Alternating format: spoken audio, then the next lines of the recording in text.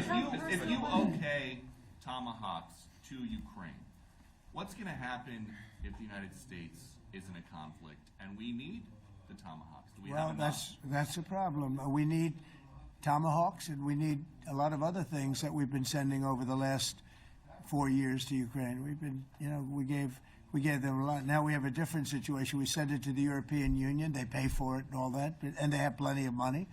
But it's beyond the money. We need Tomahawks, and we need a lot of other weapons that we're sending to Ukraine. And one of the reasons we want to get this war over is exactly that. It's not easy for us to give. You're talking about massive numbers of very powerful weapons. So that's one of the things we'll be talking about. Hopefully they won't need it. Hopefully we'll be able to get the war over with without thinking about Tomahawks. I think we're fairly close to that. Yeah, go ahead. Can I say, yeah, please. Just to understand. So for today, of course, we want to finish this war, but the war is another technological war. You don't use just Tomahawks. If you want to target a military goal, you need thousands of drones. It goes together with such missiles. Ukraine has such thousands of our production drones, but we don't have Tomahawks. That's why we need Tomahawks. But United States is a very strong production, and United States has Tomahawks and other missiles, very strong missiles, but they can have our thousands of drones. That's why where we can work together, where we can strengthen American production. And so just so that I understand, so you're suggesting kind of a trade. If President Trump okays Tomahawk missiles to help you launch yes, it's into about Russia, military goals. It's then only about military goals. Right, but then you would authorize some kind of an exchange where yes, of course. the US gets yes, we Ukrainian. have proposition.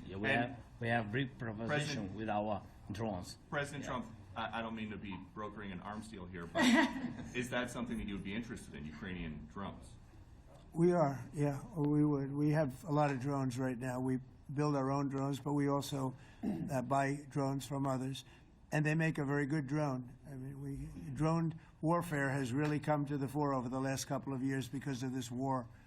I will say, there's nothing like the jets. We knocked out a lot of drones in Israel. We were knocking them out for Israel, and we were doing it with extremely fast and powerful jets, following the drones and knocking the hell out of them. So, we know a lot about the drones, and we know a lot about the great jets, the great ones.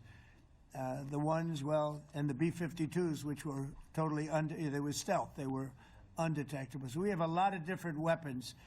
And, I have an obligation also, though, to make sure that we're completely stocked up as a country, because you never know what's going to happen. In war and peace, right? You never know what's going to happen. So we're going to be talking about Tomahawks, and would much rather have them not need Tomahawks.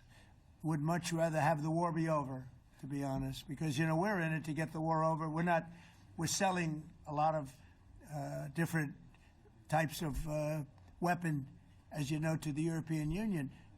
We're not in it for that. We're in it to get it over. We're losing thousands of people a week, thousands of people, Russian, Ukrainian, and mostly soldiers. I mean, mostly soldiers. But we're in it to see that end. And if we can end quickly, and I think we can. I mean, I had a very good talk yesterday. We're going to be talking about it.